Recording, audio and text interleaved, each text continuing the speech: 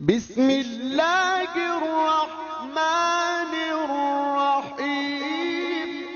مدرسہ و مطب کی ترقی فاضل معلم اور حاذق طبیب کی اہلیت پہ مبنی ہوتی ہے۔ عمارت اگر نہ بھی ہو تو درخت کے سایہ تلے بھی کام چل سکتا ہے، لیکن اگر معلم فاضل نہ ہو اور طبیب حاذق نہ ہو تو محل میں بھی کام نہیں چل سکتا۔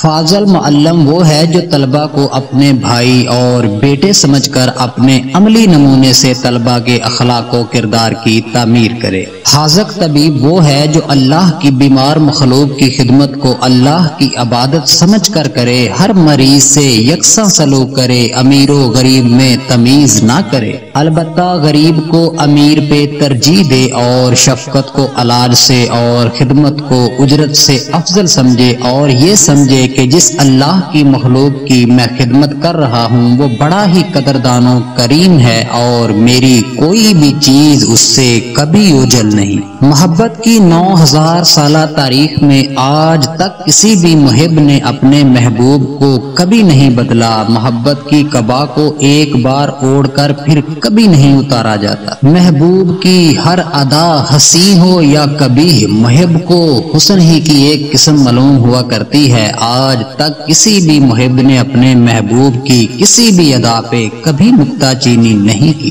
انڈا جب کسی مرغی کے پروں کے نیچے سے نکال لیا جاتا ہے سڑ جاتا ہے، اب اسے نہ تو کوئی دوسری مرغی کبھی سیتی ہے اور نہ ہی اس میں کبھی بچہ بنتا ہے۔ طریقت کے بعض کلام برہنہ تصویر کی مانند ہوتے ہیں جو انسانی جذبات کو فوراً بھڑکا تو سکتے ہیں، اس کی تسکین کا سبب نہیں بن سکتے۔ شریعت کی اتباع طریقت کا اولین سبق ہے اور جب تک کوئی اسے ازبر نہیں کرتا اس کا کوئی کلام نہ ذمہ دارانہ ہے نہ معتبر، اگرچہ وہ ہوا میں اڑے اور پانی پہ چلے۔